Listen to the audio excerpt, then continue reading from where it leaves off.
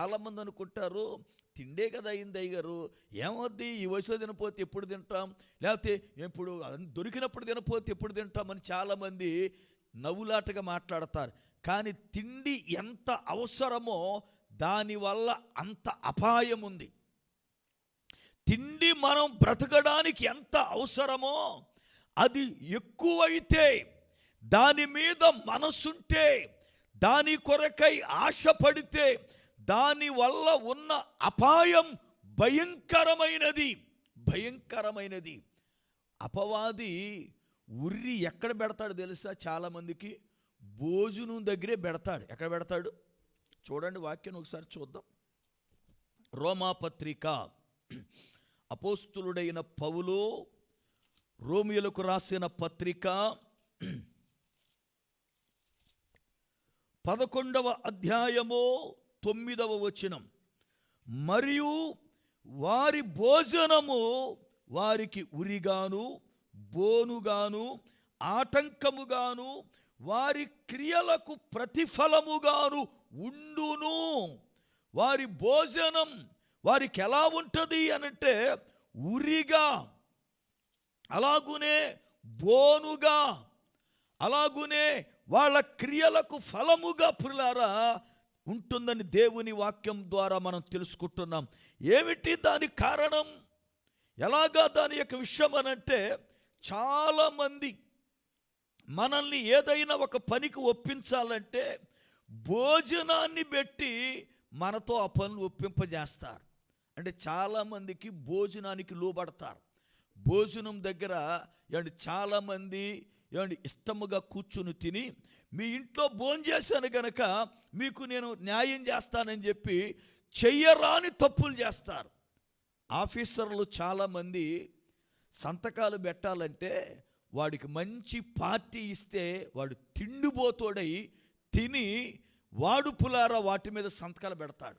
Bible గ్రంథంలో జరిగిన ఒక సంఘటన చెబుతా.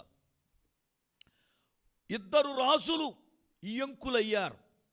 అయితే ఇయ్యంకులైనప్పుడు చాలా కాలం తరువాత ఇయ్యంకుణ్ణి చూడ్డానికి వచ్చాడు ఇంకొక రాజు పనివారిని తీసుకుని.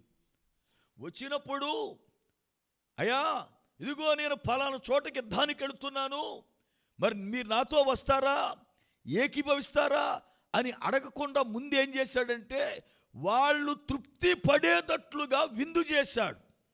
విందును చేసిన తర్వాత అప్పుడు నెమ్మదిగా మాట్లాడాడు. నేను యుద్ధానికి వెళతాను, మీరు వస్తారా అంటే ఈయన భోంచేశాడుగా, కాదనలేడు. అప్పుడు నేను వస్తాను అని చెప్పాడు. చూడండి వాక్యం ఒకసారి చూద్దాం. దినవృత్తాంతముల 2వ గ్రంథం 18వ అధ్యాయం 1వ వచనము నుండి చదువుతున్నాను. దినవృత్తాంతముల 2వ అధ్యాయము 18వ వచనం 1వ వచనము నుండి. తనకు ఐశ్వర్యమును ఘనతయు అధికముగా కలిగిన తరువాత యెహోషాపాతు ఆహాబుతో 1000 మంది కొన్ని సంవత్సరములు గతించిన మీదట షోమ్రోనులో నుండు ఆహాబు నొద్దకు పోయెను. ఆహాబు అతని కొరకును అతని వెంట వచ్చిన జనుల కొరకును అనేకమైన గొర్రెలను పశువులను కోయించి తనతో కూడా రామోత్ గిలాదు మీదికి పోవుటకు అతనిని ప్రేరేపించెను. ఎప్పుడు ప్రేరేపించాడు? భోజనం పెట్టి ఆ తర్వాత ప్రేరేపించడం మొదలుపెట్టాడు. అనగా భోజనాన్ని అపవాది ఒక ఉరిగా వాడుకుంటాడు. భోజనాన్ని అపవాది ఒక బోనుగా వాడుకుంటాడు. అందుకే చాలామంది ఎక్కడ పడతారు బోన్లో అంటే భోజనాల దగ్గరే పడతారు. మీరు చూడండి, సంఘాలలో కూడా ఎక్కడ దెబ్బలాట అవుద్ది తెలుసా మీకు? సంఘం పరిశుద్ధాత్ముని చేత కట్టబడింది. ప్రప్రథమైన సంఘం, ఆదిమ సంఘం. సంఘములో 1000 మంది రక్షించబడ్డారు. ఆత్మ పూర్ణముగా కార్యాలు జరుగుతున్నాయి. అద్భుతమైన పరిచర్య జరుగుతుంది. క్రీస్తు ప్రభావం ఆ ప్రాంతమంతా కూడా ప్రకటించబడుతుంది. ఆ దినాల్లో సంఘములో చిన్న గొడవ ప్రారంభమైంది. దేనికి రా గొడవ ప్రారంభమైందంటే, మేము దూరం నుండి వస్తున్నాం, ఇక్కడున్న స్థానికులు మమ్మల్ని సరిగ్గా చూడటల్లా. ఏ విషయాల్లో అంటే, ఇక్కడ ఉన్నోళ్ళు ముందు ముందు తినేస్తున్నారు, మాకేం పెట్టట్లేదని చెప్పి కంప్లైంట్ చేశారు వాళ్ళు. అప్పుడు సేవకులు అన్నారు, మేము వాక్యం చెప్పాలా, మీకు భోజనాలు ఎట్టాలా? మేము వాక్యం చెప్పడానికి ఎన్నుకోబడ్డాం, కానీ మీరు తిన్నారా తినలేదా, లేకపోతే మీకు మంచి ఎవడ ఇచ్చాడా ఇవి చూడడానికి కాదు. చాలామంది ఏం చెబుతారంటే, నేను వాళ్ళ మందిరానికి వెళ్ళాను బ్రదరు, నన్ను పట్టించుకోవాలా పాస్టర్ గారు. నువ్వు నా పెళ్ళికి వచ్చావా నేను పట్టించుకోవడానికి? నువ్వు దేవుని సంధికి కావాలని వచ్చావు, వాక్యం విను. దైవజనుడు ఒకవేళ పలకరిస్తే పలుకు, లేదంటే ఆయన పనులు అయి ఉంటాడు, నువ్వు కాముగా ప్రార్థన చేసుకుపో. అంతేగాని దేవుని మందిరానికి వస్తే నీకు దండేస్తారు, నిన్ను పొగుడుతారు, లేకపోతే నిన్నేదో నలుగురు మధ్యలో ఏమండి చేజెక్కిస్తారు అని పనికిమాల ఆశలు పెట్టుకోవద్దు. అలాంటి ఆశలు పెట్టుకుంటే నువ్వు దేవుని మందిరానికి రావద్దు. అలాంటి స్థలాలు ఉంటే అక్కడ పో. చాలామంది దేవుని మందిరానికి వస్తే అయ్యగారు కంట్లో వాడాలా, అయ్యగారు పలకరించాలా, అయ్యగారు గౌరవించాలా.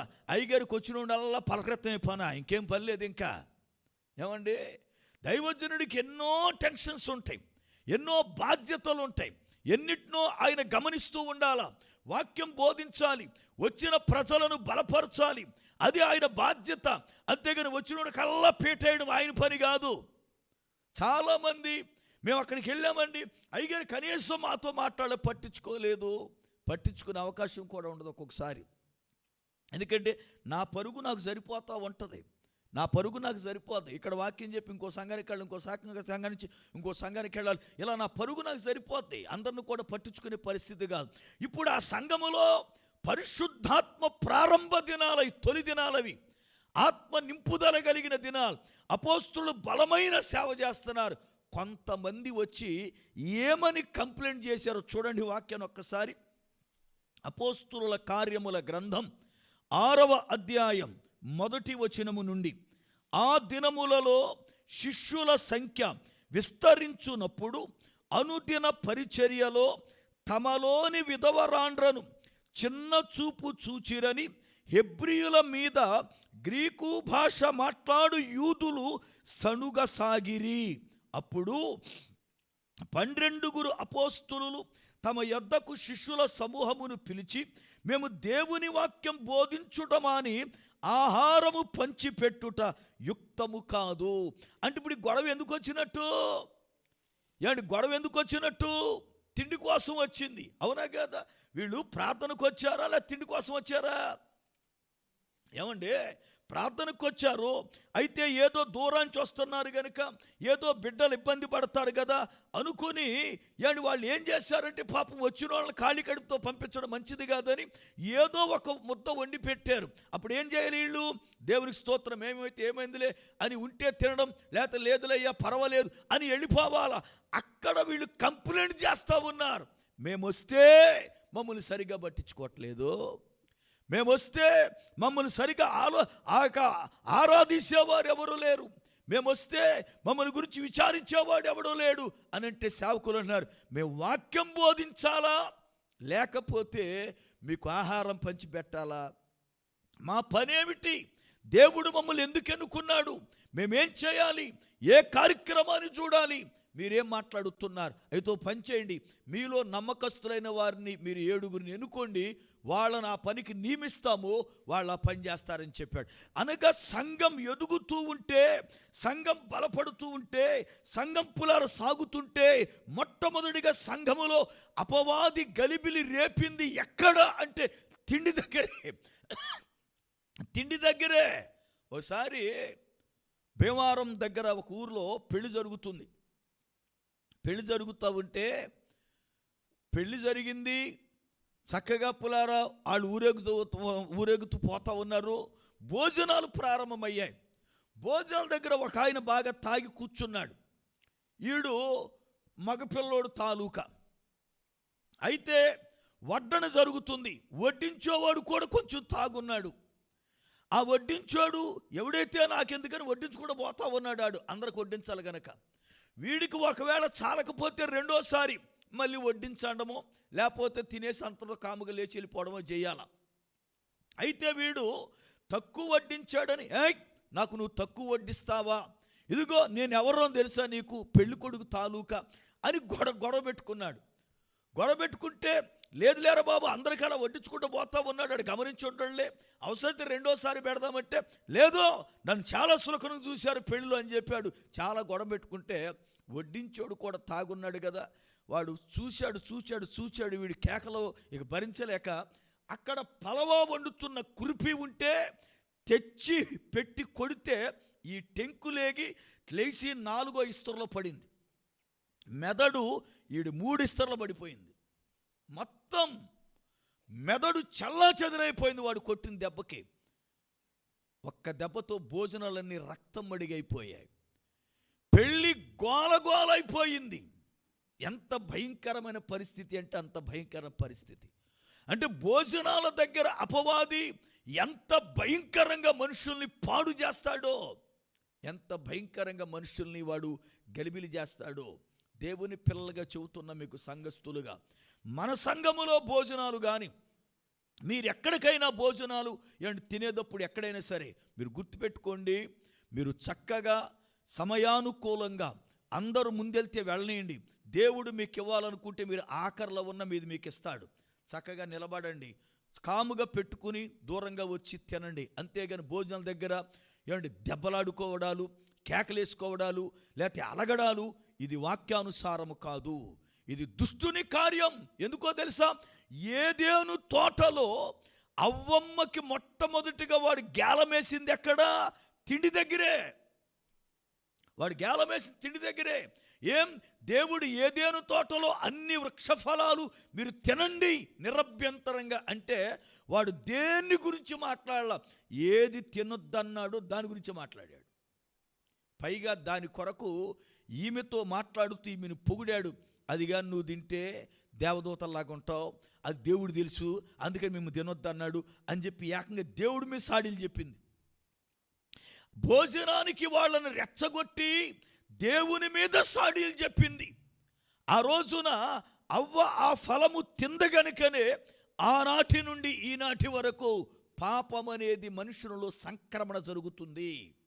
భోజనము కొరకొచ్చిన తిప్పలు ఇవన్నీ కూడా. అందుకే ప్రభు వచ్చినప్పుడు ఒకవేళ నువ్వు మెళుకుగా ఉండకపోతే, మత్తుడయ్యుంటే విడిచిపెట్టబడతావేమో అని చెప్పి ప్రభు మాట్లాడతాడు. ఇదిగో మెళుకువగా ఉండండి. మెళుకు ఉండాలి అంటే తిండి విషయములో జాగ్రత్తగా ఉండండి. తిండి విషయములో జాగ్రత్తగా ఉండండి. తిండి మిమ్మల్ని మత్తుల్ని చేస్తుంది. తిండి మిమ్మల్ని మత్తుల్ని చేస్తుంది. నేను అప్పుడప్పుడు కొంతమందితో మాట్లాడతా, ఏం బ్రదర్ పొద్దుండే లెగిస్తానన్నావుగా, లేగలేదంటాడు. రాత్రి కూర బాగుందని ఎక్కువ తిన్నాను నేను. ఈడొక తిండిపోతూ, అవునా కదా? రాత్రి కూర బాగుందని ఎక్కువ తిన్నాడంట, అందుకే లేగలేకపోయాడట. జాగ్రత్త. నేను చెబుతాను సేవకుడుగా, ఉదయకాలం వేళ 3 గంటలకి లేవడానికి ఎక్కడ నా శరీరం సహకరించదు అని చెప్పి రాత్రి భోజనం మాని ఏదో ఒక టీయో కాఫీ తాగి అలా పస్తుంటాను నేను. ఎందుకో తెలుసా, శరీరాన్ని నా స్వాధీనములకు తెచ్చుకోవాలి నేను. ఒకవేళ దీనికి అవకాశం ఇస్తే ఇది నన్ను పతనం చేస్తుంది. అందుకే దీన్ని గెలవడం ముందు నేర్చుకోవాలా. చాలామంది తిండి దగ్గరే పాడైపోయిన సందర్భాలు ఉన్నాయి పరిశుద్ధ గ్రంథములో పులారా. కనుక తిండి వలన కానీ, మత్తు వలన కానీ, మత్తు పదార్థాలు సేవించడం వలన అనేక మంది మత్తులై మెళుకువలేని స్థితిలో ఉంటున్నారు, మెళుకువలేని పరిస్థితిలో ఉంటున్నారు.